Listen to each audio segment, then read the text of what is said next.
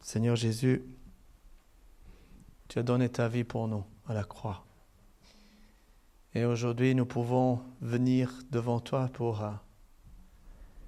pour te dire que nous t'aimons. Tu nous as donné le Saint-Esprit qui habite en nous, qui nous donne la vie et la vie en abondance. Que nos cœurs soient disposés pour écouter, mettre en pratique ta parole. Merci.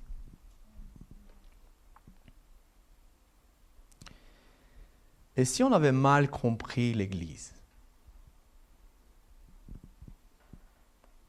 Peut-être pour certains, c'est un bâtiment. Peut-être pour d'autres, c'est une réunion dimanche matin. Et si l'Église était quelque chose de vivant, profond et en mouvement? Dites, vivant, profond et en mouvement. Imagine un objet sans profondeur. Il est plat. Enlève une dimension et tout s'écroule. Si vous enlevez un roue à une voiture, elle ne roule plus. L'Église aussi a besoin de 3 dimensions pour tenir debout. 3 dimensions. Vers le haut, connecté à Dieu. Entre nous, connecté aux frères et sœurs. Et vers l'extérieur, pour aller chercher les perdus.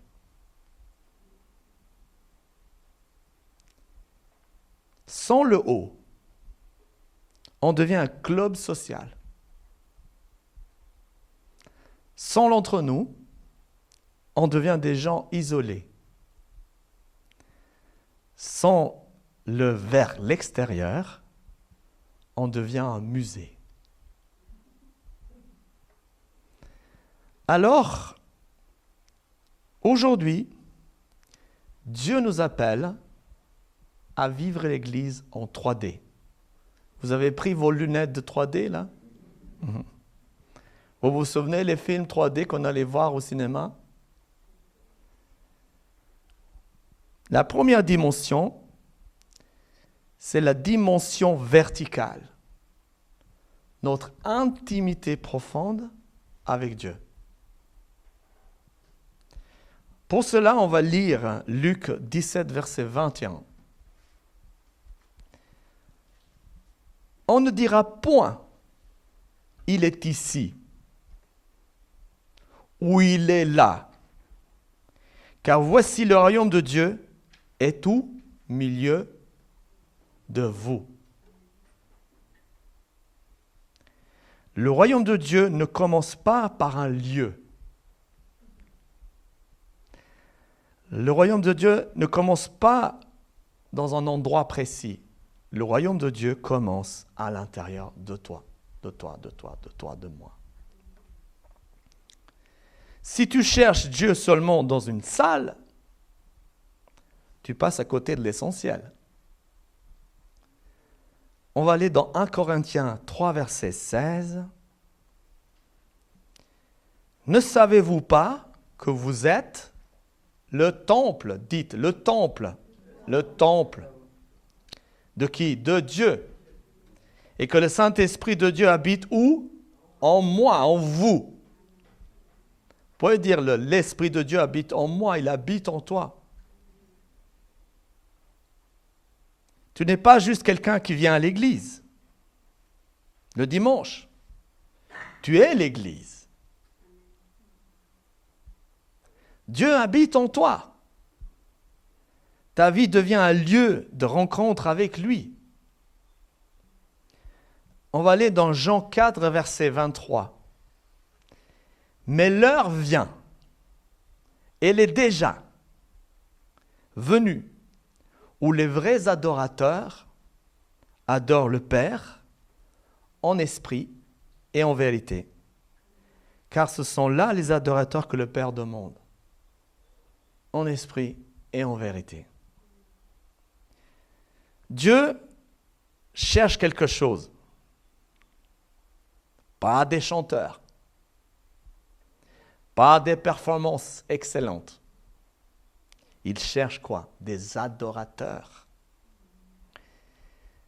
Un esprit, une connexion cœur à cœur. En vérité, être vrai, sans masque.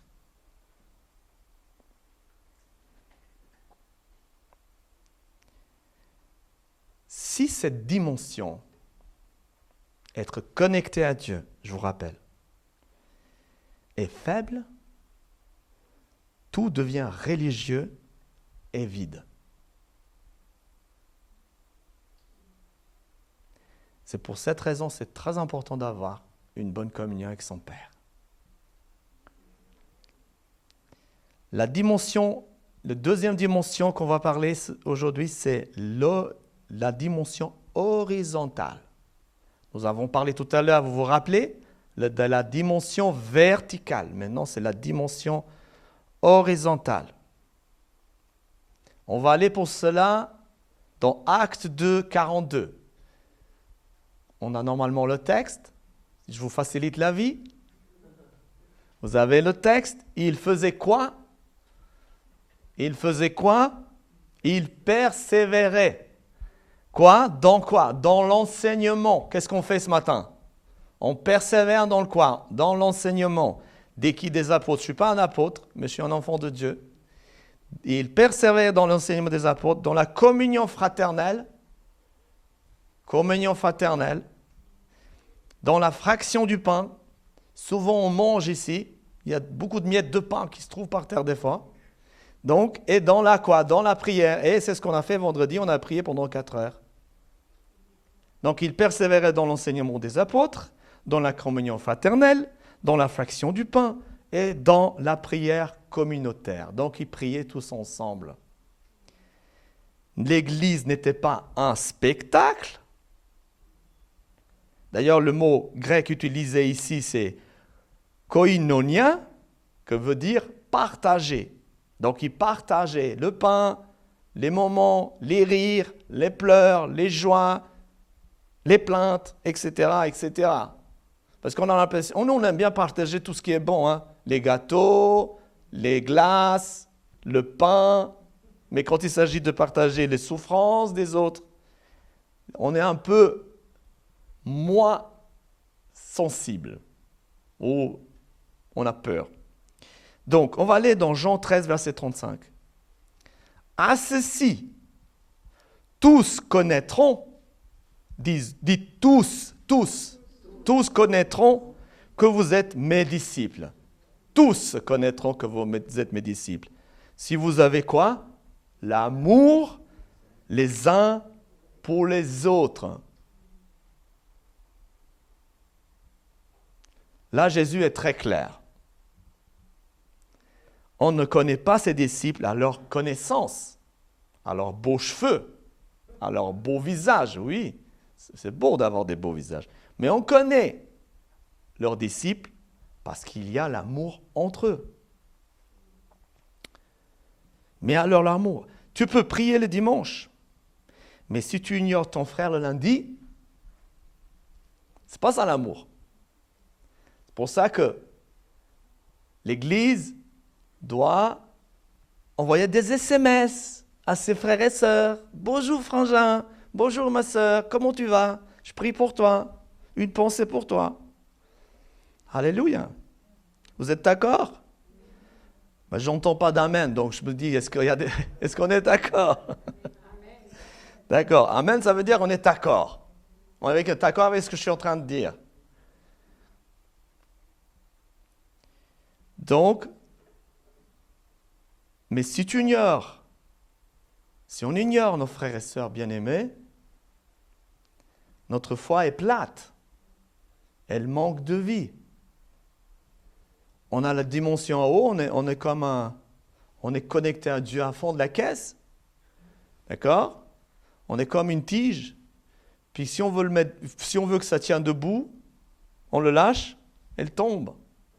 Parce qu'il n'y a pas la partie horizontale. Vous voyez, ce qui tient quelque chose, c'est qu'il y a la partie horizontale, mais il y a aussi la partie verticale. Maintenant, on va aller dans la dimension 3, c'est la profondeur. La mission vers le monde. Dans Matthieu 28, verset 19, vous le connaissez très bien, ce verset. Qu'est-ce qu'il est dit? Allez. Il est écrit quoi? Allez ou restez? Restez à l'église. Ne bougez pas. C'est ça qui est écrit. Restez entre vous et ne voyez personne. Vous n'allez pas dans des clubs, vous n'allez pas dans des clubs sportifs, vous ne faites rien, vous allez qu'à l'église. Non, il n'est pas écrit ça. Il est écrit allez et faites de toutes les nations des disciples. Oh, elles sont où les nations? Elles sont à l'extérieur. Elles ne sont pas à l'église. Donc, allez, faites de toutes les nations des disciples, les baptisons au nom du Père, du Fils et du Saint-Esprit. Le premier mot est puissant. Vous êtes d'accord avec moi? Allez. L'Église ne doit pas rester.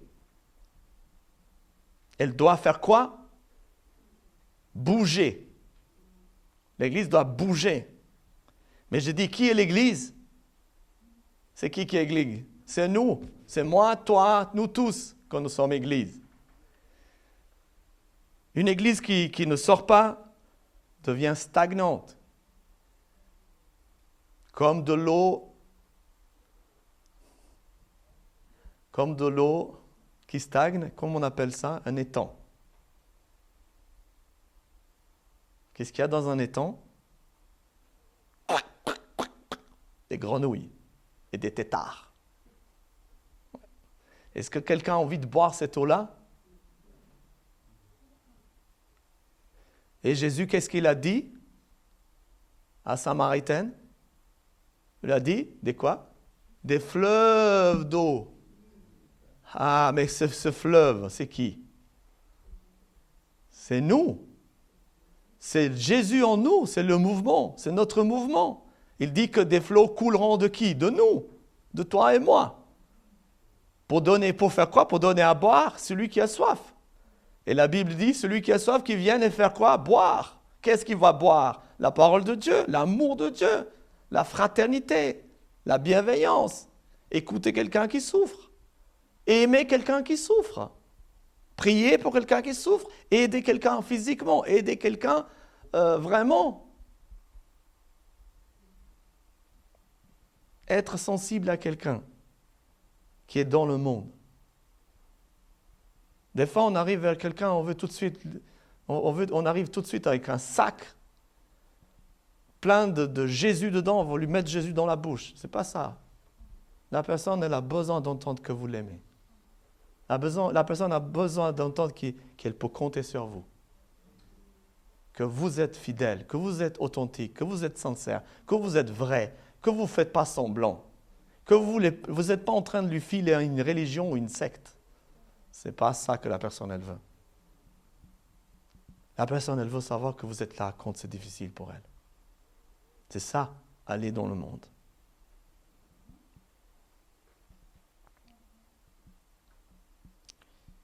Et pour cela, qu'est-ce qu'on a reçu? On a été équipés autant qu'Église. Vous êtes d'accord avec moi? Si on va dans Actes 1, 8, c'est écrit. Qu'est-ce qu'on a reçu? Une puissance. Quelle puissance on a reçu? On a reçu, mais vous recevez une puissance. Qui? Le Saint-Esprit. Survenant sur vous, et vous serez mes témoins. À où? À Jérusalem.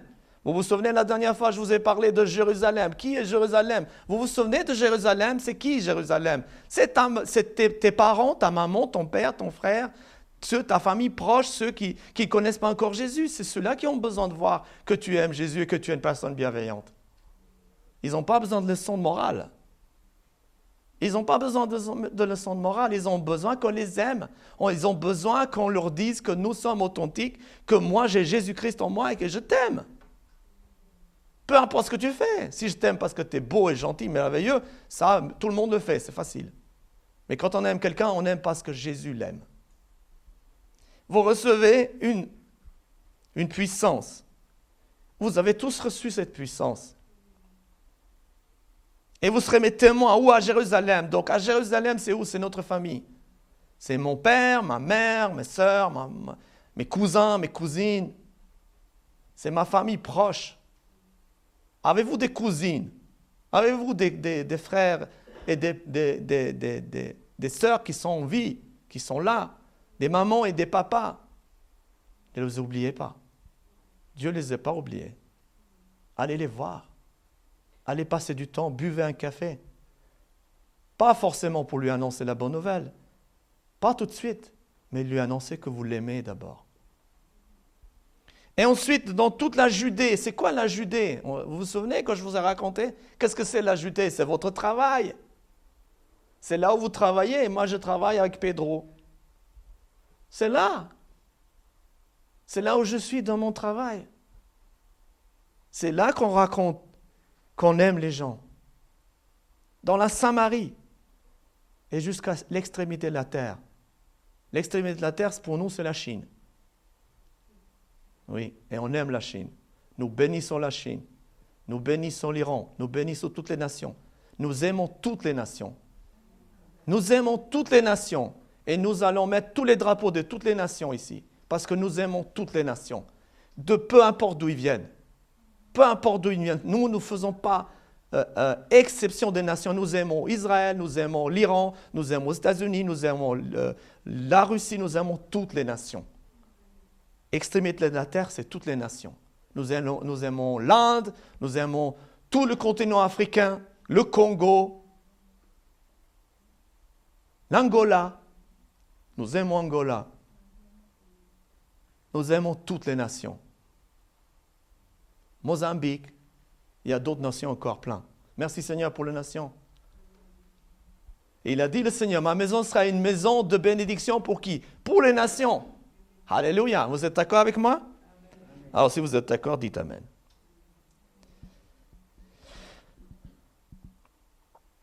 La puissance du Saint-Esprit n'est pas pour vous faire vibrer.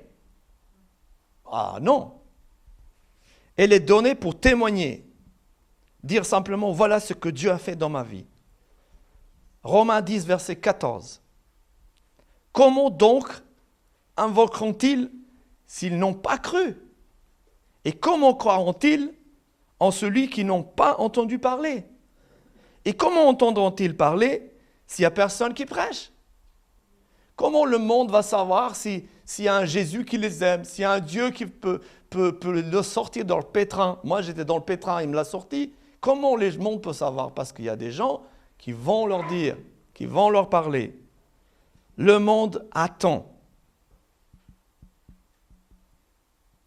Et Dieu veut passer par ta bouche.